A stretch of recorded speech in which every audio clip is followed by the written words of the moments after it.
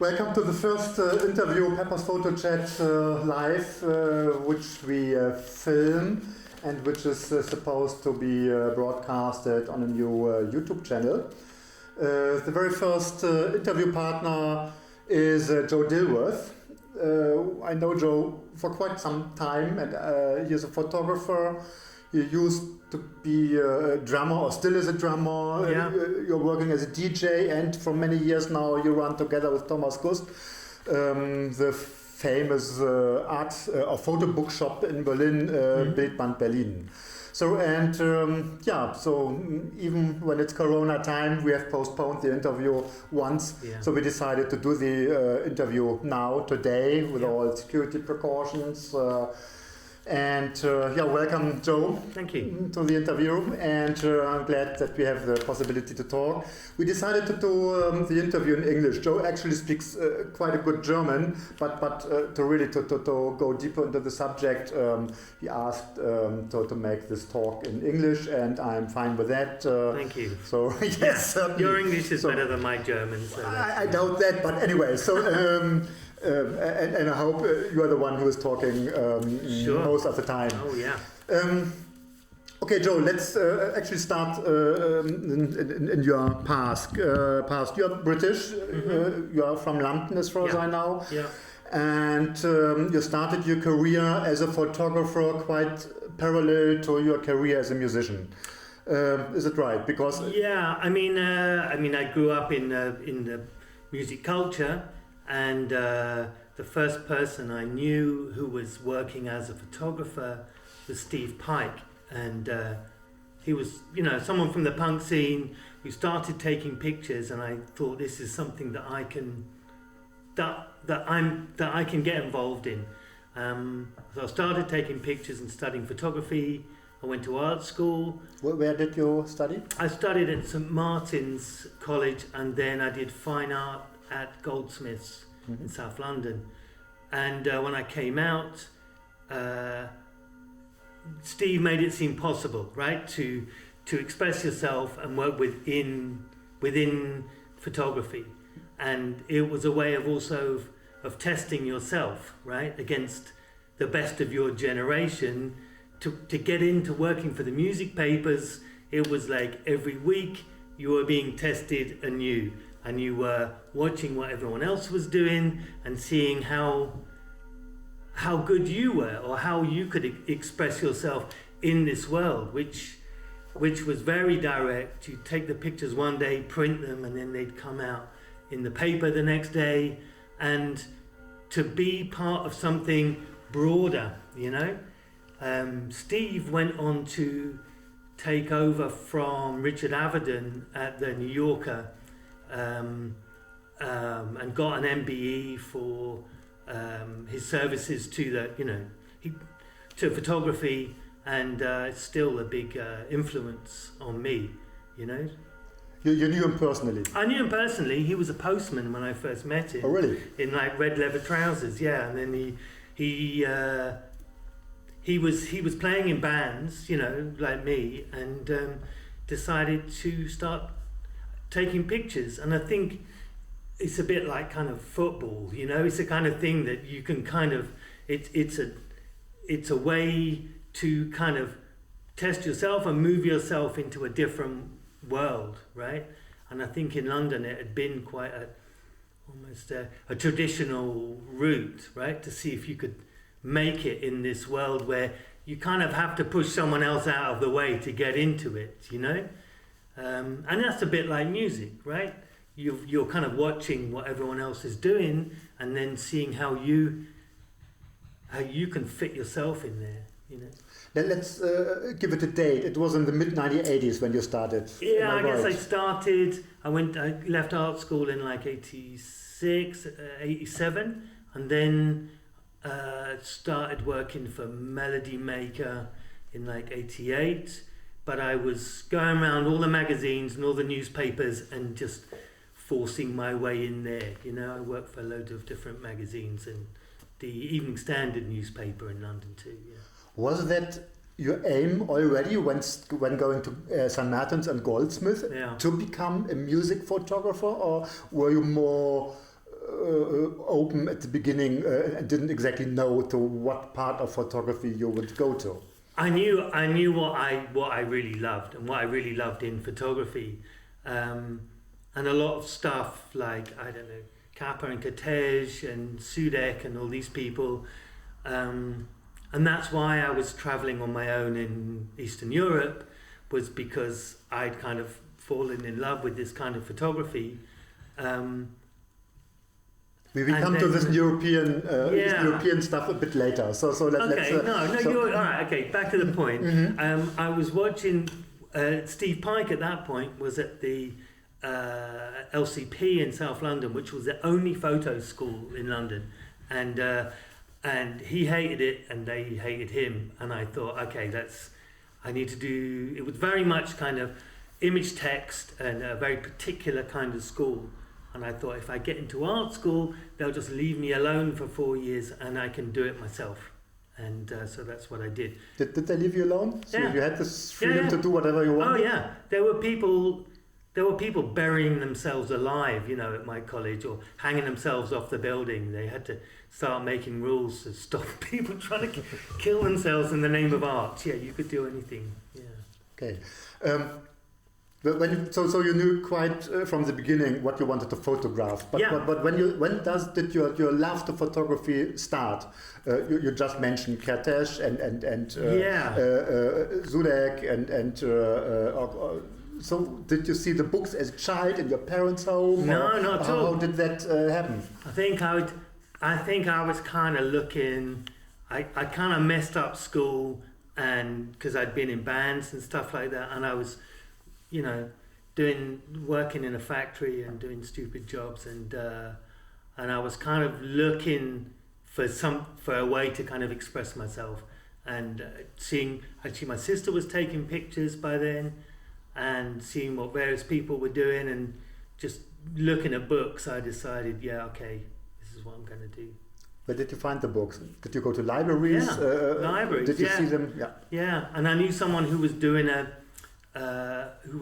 photography course and A-level, like kind of, and so many people had left the course because they didn't like the teacher. That he said, if you come in and sign in, they're going to keep the course going, and we're halfway through, and I don't want them to cancel the course. We just need one more person. So I went in and did the last half of that, and then that's when I started getting more interested in it. Yeah. So it was analog. Did you also develop? Oh my God! Yes. Did you start to develop your own pictures right away, of or course. did you bring them to a laboratory? It was that place was actually built on the foundations of an old prison, like an old 300-year-old prison, and in the basement was all the cells, and they were the dark rooms. So we were in there developing films and making prints.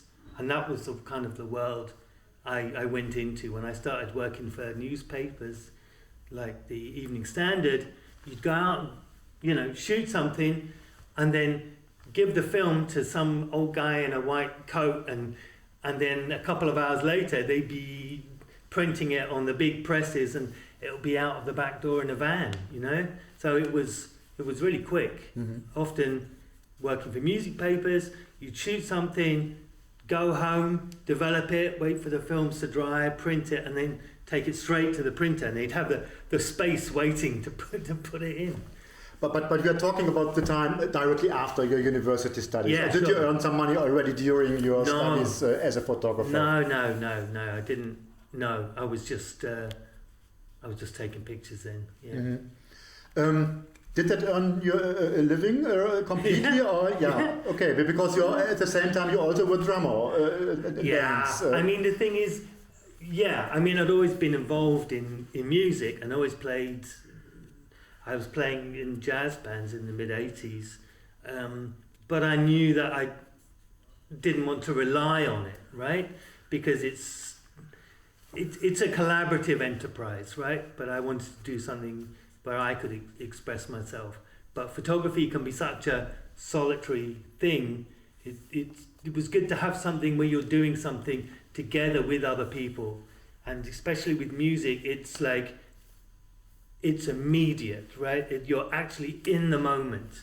You can't make it better or afterwards. It's good or bad in that absolute moment. And it was good to get involved in something like that, where, you know, photography can be all about trying to figure it out later, you know. Make any sense? Yes, it does. Did you get assignments by the newspapers, or were you on your own and you simply went to concerts and met band people, musicians, and to make the photos and offer the pictures? How did that, or was it both? Sometimes I'd be working with particular journalists and they would be like, hey, let's do something on this person, and then we'll pitch it to the paper afterwards. But mostly it was like, get yourself down to this place and take a picture of this band, or go to this venue and, you know, try and get a picture of that and then deliver it. So mostly it was commission. Yeah. Mm-hmm, mm-hmm. How was the music culture in the 1980s? Quite vital, I guess, in London, wasn't it? Not really. It didn't really kind of take off again until the kind of late 80s. I think the mid 80s were pretty terrible, to be honest. Yeah. Well, all those stuff with Malcolm Laren, etc. It's not having any impact on that. You know, I remember being a German. You know, I started my club period, you know, beginning of 1981, 82, something like that, and there were lots of British bands in the charts and in the clubs, independent and popular stuff, etc. Yeah, for sure, actually. But then I think, having come through punk, by the time the mid 80s were happening, it felt like that was over, right? That the, you know, apart from, I don't know, Jesus and Mary Chain and I think Nick Cave and a few others, there wasn't that many I was interested in. And then I got involved with, like, say, My Bloody Valentine, because you know, I knew them as neighbours. And in what way did you get involved? You followed them up a bit more intense, so I did their pictures. Private level as well? I was the photographer that they knew, and for a lot of bands, I was the only photographer that they knew personally, right? So I got asked to work with them on stuff. And I think also because a lot of people were trying to redefine the aesthetic of how music can be represented visually, right? And I think people forget how stuck the 80s were, especially towards the late 80s. Visually, there was a very particular, almost kind of Thatcherite aesthetic to everything, and what we were trying to do was undermine all of that and redefine it. So for a lot of musicians, they needed to work with somebody who understood what they were trying to do, and I think My Bloody Valentine were one of them, right? We could talk about how music should be represented or not, and then figure out a way of trying to do that on film. Mm. How did you meet them? Through you know, visiting concerts of them, and you had an assignment for a magazine, and they got aware of you, or did you meet them through your own music? You were. When was the time when you played with Stereolab? That was a couple of years after that, but we're talking about, you know, my kind of neighbourhood in North London, and I knew them from just going to see them and seeing them out and about, and they would have parties in their house. They had a huge squat, a house that must be worth like millions now. So we were just hanging out. Yeah, I can't remember how I first met them, but very much aware of them, and it was very much kind of, I wouldn't say underground, but they were kind of doing all this stuff in secret. Even I was working for the music press then, and they weren't aware of what they were doing until they put out You Made Me Realise, and then suddenly they're like, hang on, who are these people? Yes, they've been doing this all this time, you know, without your permission. Yeah. So when you became friend of people like My Bloody Valentine, and you were, I know that you did a cover for them. Yeah. Did they pay you well when you were a friend? And what did you get then? Not at all. In fact, they just asked because Kevin's sister, Marie, is now managing them. And they're like, oh, you know, have you got any of this old stuff? And like, did they ever pay you for this? And I think I got £300 for that cover. And creation was so bad at paying. I remember just going and sitting in the office and going, I'm not leaving until you give me a check. I'm like, oh shit, all right. No, they were great to work for creation, but all of this stuff wasn't well paid, and no one got into, you know, photography for the money back then. Anyway, you know, it was incredibly hard work, but it was a way of putting, you know, figuring out, responding to, you know, culture, as it were. Did you work for magazines in the 1980s? There were The Face, ID magazine, there were Arena magazine. They were just Arena. Did you? Arena, I worked for, but I think Steve Pike was more The Face, and I did a few things for ID. But once I started working for Melody Maker, that was a weekly music paper with about 100 pages. So it was bam, bam, bam. You working like all the time. And getting sent places and stuff, and also I was working on my own projects, and so some of the other magazines I didn't have time to work for anymore.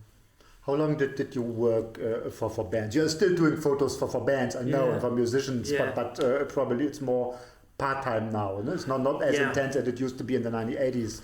I think it changed, and also, I mean, there's less budget now for visuals in music, and the way that people think about less than images. the £300 for a record cover in the 80s, yeah? Yeah, less actually.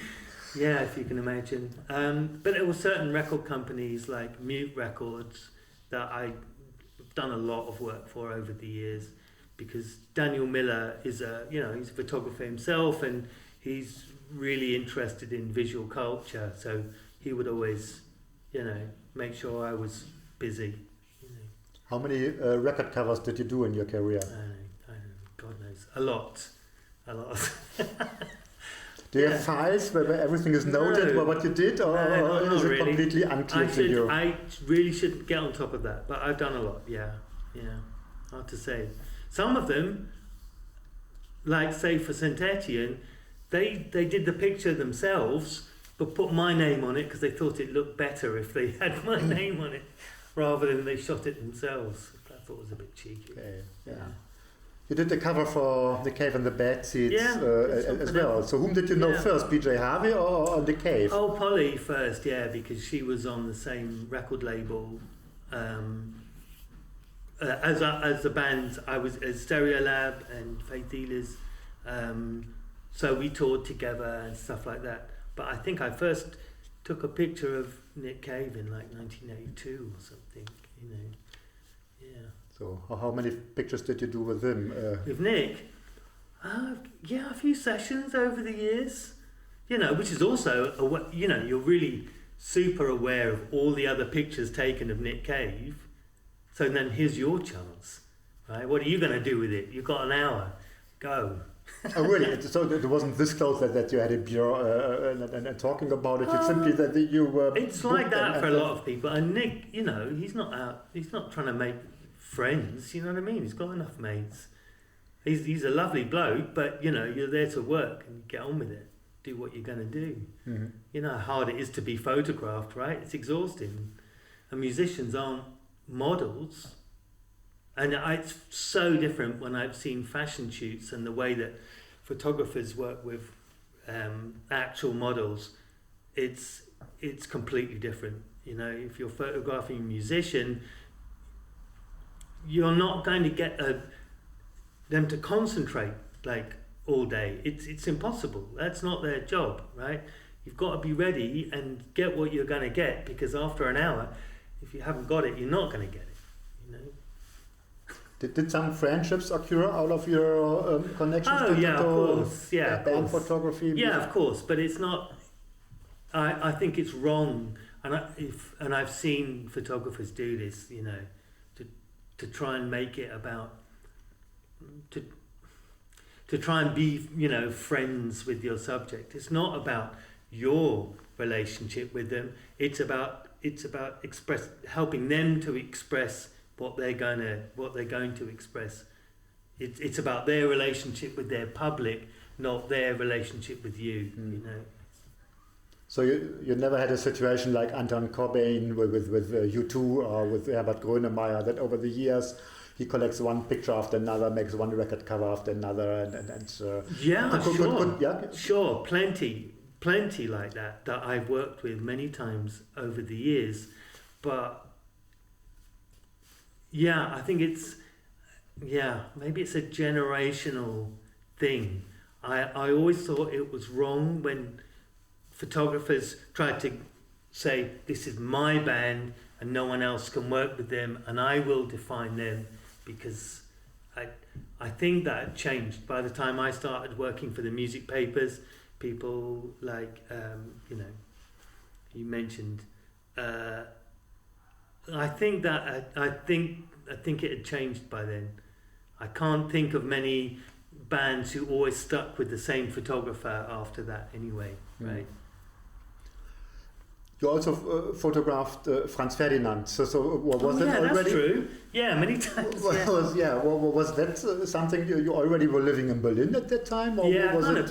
But then I knew them all from their bands before. They were, there was a really interesting music scene going on in Glasgow in the 90s, and even friends of mine from London moved to Glasgow to be part of it, because that's where it was really happening. And then some of the most kind of important people from that scene put this band together, and it was like, right, okay, I see what you're doing here. And I did a bunch of pictures of them, and then even toured with them later on. Yeah, they're good. I saw this one picture. I think it was a concert in Warsaw, no? Where you were there. That's right. Yeah, that's right. Yeah, I was playing in a band here, and we supported them. Yeah, anyway, I did a bunch of pictures of them over the years. Yeah. So parallel to all your music photography, you had this big interest in Eastern European states already during the Iron Curtain times. Yeah. So I think it was 90. I don't know if I remembered right, but sometime around 1986 you went first time to Eastern Europe, and you were invited from some pioneer groups, kind of Pathfinder, Boy Scout stuff group. So you were interested, I guess, at that time in the communist politics. So that was why you got the invitations, weren't Yeah, but also it was a way of, I mean, as a European, seeing how European society can be operated on completely different lines, and there's something about being able to see really what's similar, but also without a lot of the kind of the dead giveaways of looking at a Western European cityscape, right? Like being in East Berlin was much more similar to the London I grew up in than a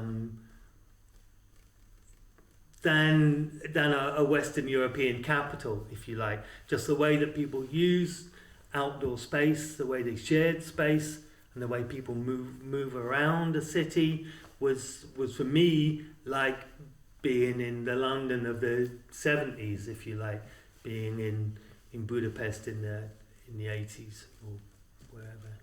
How much time did you spend for your travels in Eastern Europe and a year?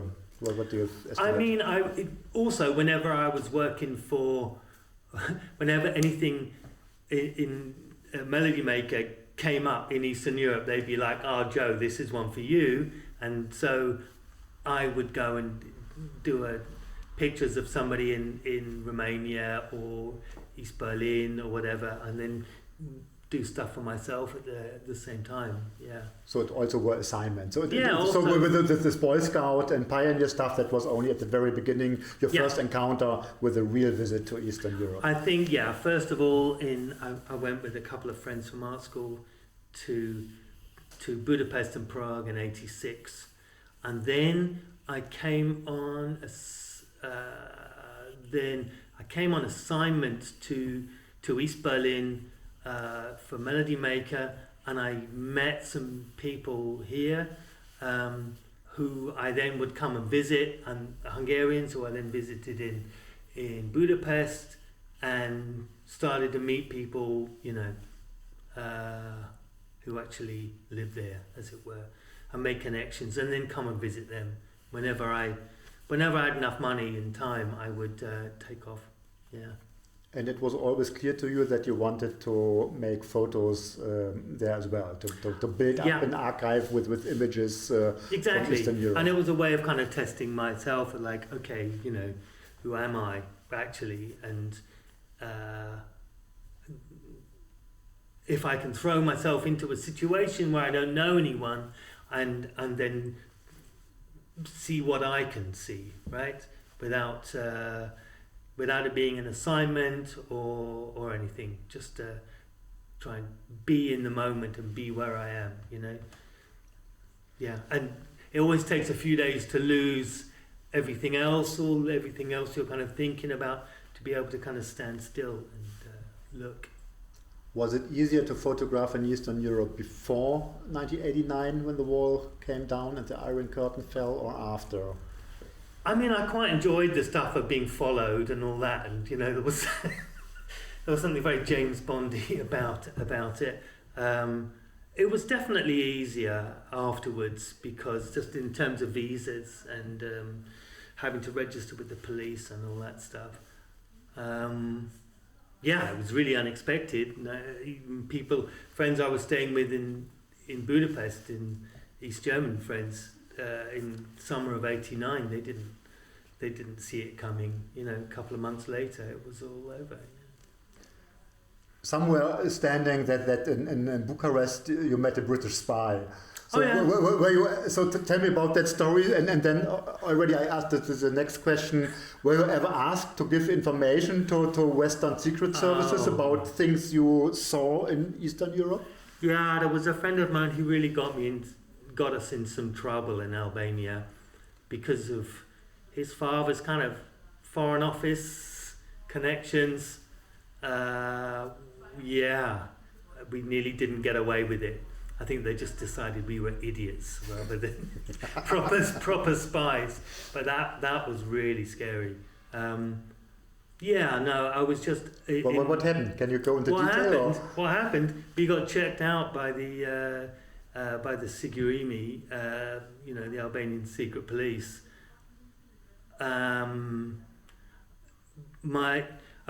We were in about the only bar that was open in Tirana, and there was a guy who wanted to talk to us, and my friend's into football and was asking him loads of questions about football, and also my friend's dad was anyway, my friend had also worked for the American embassy in Paris and been kind of peripherally involved in, I wouldn't say espionage, but research. And so he was asking a lot of questions which he really shouldn't have. And then the day before we left, there's a guy came to our hotel room, and it all got very weird, and I think we were lucky to get out. Because there was no embassy there then, they were completely... This is just after Enver Hoxha died, and this was the first group of foreigners who were kind of allowed in. And it was very tense at the border getting out to Yugoslavia. He had our passports in a pile, and he read out the name, and you had to walk over to Yugoslavia. And I was thinking, we're going to be going back in the black car that followed the bus all the way to the border, And this guy, my friend, went over first. We were the last two, and then when he called out my name, he said something to me in Albanian, really close up, I don't realise. But by the time I walked the long way to Yugoslavia, my friend was just sitting on the floor crying, you know. Because we've been thinking, there's guns here, if we start running, how far are we going to get? If you were, you know, in a paranoid state, you don't know. You don't know how paranoid things are. Really. So what did you do in Tirana? Just visiting the city, or? Yeah, we went around. Yeah, they'd started doing like guided tours. I suppose this was 87, something like that. But you didn't try to get in touch with the local music scene then? It's more I did actually play with the band in a hotel. Oh, really? Yeah. There was a band rehearsing, and I sat in with them. No, there was no kind of music scene going on there then. No. But in Bucharest, I was there photographing a band who were on tour there for the British Council. And we went to a reception at the British Embassy, and there was a guy there who I was asking him what he was doing. He said, the British guy said, "Yes, I'm the military attaché." And I said, "Oh, does that mean you're a spy?" He said, Yeah, I'm a spy. Yeah. He was tapping the flower arrangement to make sure that they were, because everything was bugged all the time. Yeah. Okay. When did you move to Berlin? When did you decide to settle here? I think I was always visiting, and then each time I came, I realised how much it had changed. And then a friend of mine was leaving her apartment, and I thought, well, I'd just stay here for a few months and be part of it as it changed, as it were. And I'm still here. That was in like 2003. 2003. Yeah. So, but I've still spent a lot of time working in London. But I still have an apartment in London, and I'm working. You still have one, so you can go back and forth. Yeah. Where in London? In Camden Town, around where I grew up. Yeah. Nice. Yeah. That's not bad. Yeah. So. In Berlin, so what you settled here. You went on with doing documentation and photos of bands and musicians for British magazines, or did you try to get assignments for German magazines or other European magazines as well? I think by the time I was here, I realised that the whole thing was changing, and a lot of the magazines I'd been working for were closing, and that's partly why I came here. I realised, okay, I have to think differently about what I'm doing, and music photography is kind of, in the way I'd been part of it, was kind of over, and I got to rethink it. So I didn't kind of come here to get involved in the music photography scene. I was still working for assignments for. I did a lot of stuff for the classical music scene in England, various orchestras, and I saw that for some official catalogs. You made these pictures for the magazines there for the official. Yeah. What was it? Is it the Opera House or what was it? Yeah, concert hall. Yeah, for the London Philharmonic and for the Royal College of Music in London, and then various other things that led on from that, various theatres. And so I'd go back to work on these assignments and then live here and try and figure it out. Yeah. Was it easy for you to get in touch to German people to get assignments, not necessarily only for magazines, but also for bands or for private portrait sessions, etc. Were you able to make a living with photography when living in Berlin? Yeah, I didn't really try and do that, to be honest. I mean, I was working on my own projects and did stuff when I was asked, but generally I didn't. I was still just kind of working in London and then living here. Mm-hmm. Yeah. Your private work, so you're also it's not only that you do these photographs in Eastern Europe and you're in the 2000s you also went to Shanghai and to Japan. So Yeah. your travel photography. Parallel to all these travel works, you also do conceptual work. So we just, before we started the interview, we talked about this series with these black and white pictures with burnt stuff, for example. I don't know the name of this series. Yeah. So this is completely freelance work, and you develop it, and when you have a chance, you exhibit it, so how many projects are existing parallel to all these other works?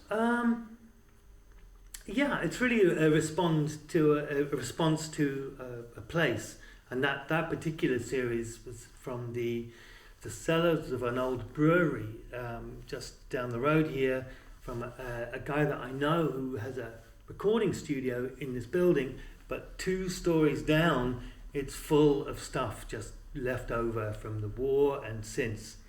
And so I would go down there with a piece of white card and some lights and just photograph all this rusty stuff that was just left down there, as a response to that place, kind of really. Archaeology of the place. Totally. Then. Archaeology, absolutely, yeah.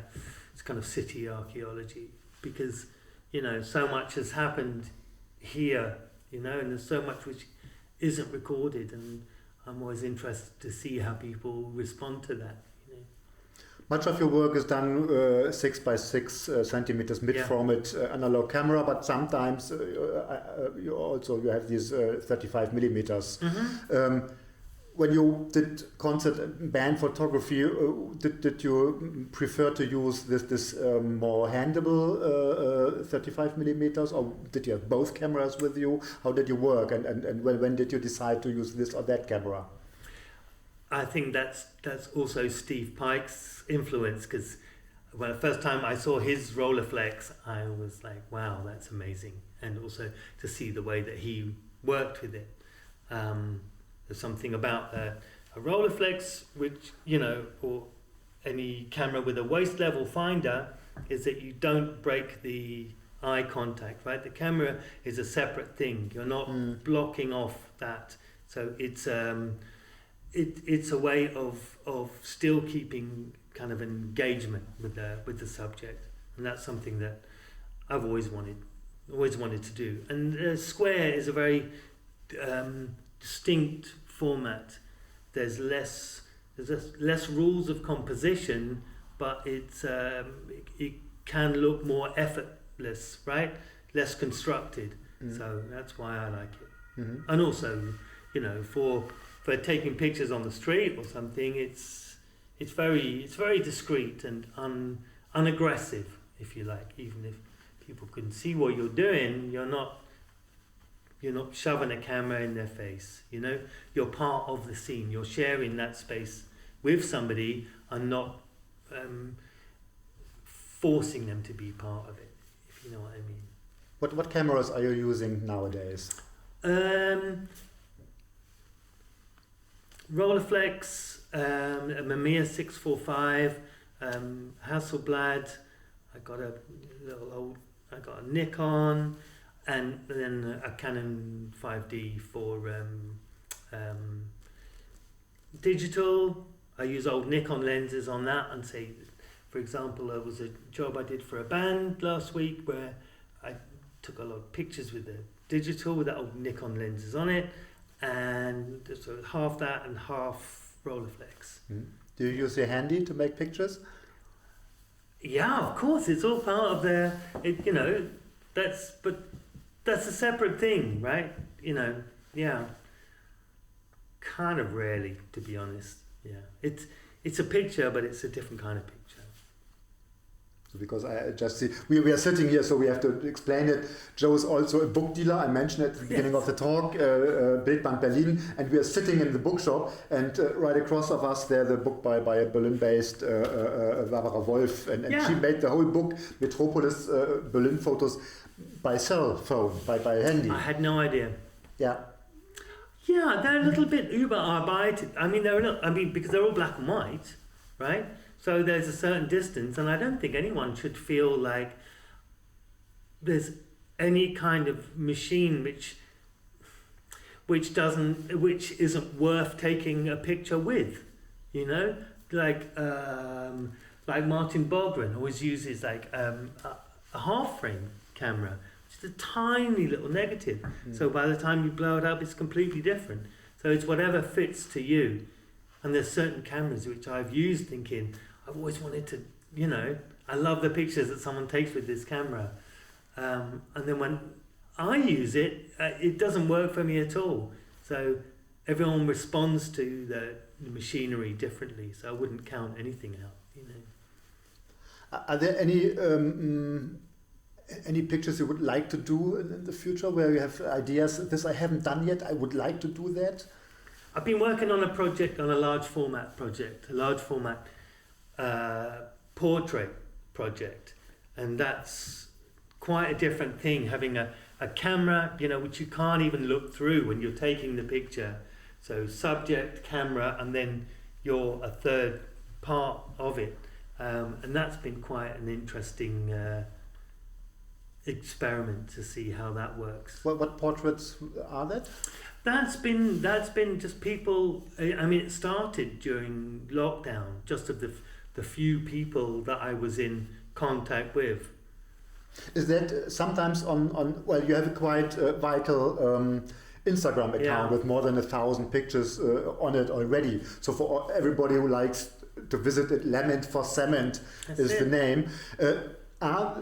Did I see some of those pictures on the already? So yeah, because there were some black and white portraits that are these, yeah. Yeah, that's them, and there's a lot more of them. Various different people I've been doing, and also I think that was a way of seeing how to respond to the whole lockdown, and I started going around taking pictures on the empty streets, but then it didn't really do anything for me, and I think it was more about figuring out what my response to it was, and it's more to do with the isolation, as it were, people just being in one picture. So, but it's ordinary people you are just choosing, you're just seeing them and asking them if you can take a picture of them? Or people I already knew, basically. Okay. People I was already in touch with. So it was really a way of just documenting that time in a way that had some kind of consistency to all of the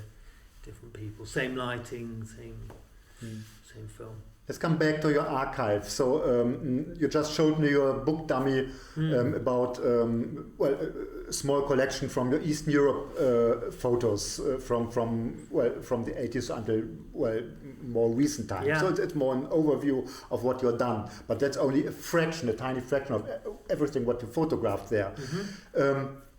Do you have all these negative scans by now? Or do you have any idea what you photographed in all those years, and also your band photography, your music photography? Is it archived properly already, or is it just simply existing in the moment and that's a hell of a work ahead of you? Archive properly, that's a difficult thing, isn't it? Because the way you respond to a negative each time you scan it is different, right? Like each time you make a print, it will change. Each time you go back to the negative. If I look at scans I did like 10 years ago, they're completely different to how I do them now. And that's not just the machine or whatever, it's actually what you're looking for in the picture. So I don't think digitizing is ever finished, right? Was it Ansel Adams who said that the negative is the score and the print is the performance? Right, the negative is the written music, and when you make a print of it, that is when you bring it alive, and it's the same with scanning. The negative stays the same, but what you see in it each time is different, and your way of making it fit in with the rest of your archive. So the digitizing will never be finished because it will change all the time. I don't think I don't intend to scan everything, right? But you go through all these negatives and you make a choice of what's important for you so this is the first book project of you had, So the one about Eastern Europe photography. Do you plan to make a compilation of your band and music photography as well, and about your art projects? I've been thinking about that, and just recently we got in this Latvian book called Glass Strenci. That is a really interesting response to an archive, in that they'd done these absolutely beautiful scans of these old glass negatives, but it looked really kind of fresh and modern the way it was presented, and it made me think about my own archive differently and what I want to bring out from it, and rather than it be a book about here's some famous people I met for 10 minutes, you know, to have it about music culture and, you know, the part it plays in people's lives, you know. It's I don't think there's many good music photography books out there. I think they which books would you recommend? Oh, crikey. Well, I've just said I don't like any of them. So what about Terry Richardson's book about Lady Gaga? He you know, toured with her a lot. No, absolutely not. I mean, there are people like Gerd Mankiewicz and even Bailey, or people who did a lot of pictures of popular culture, and music is kind of part of that. But there's not a lot of photographers who've done books about music that I like. That's terrible. How do you like? We mentioned him, Anton Corbijn. Yeah, I mean, he's a really important figure in music photography, and he definitely had a big impact on music photography in England.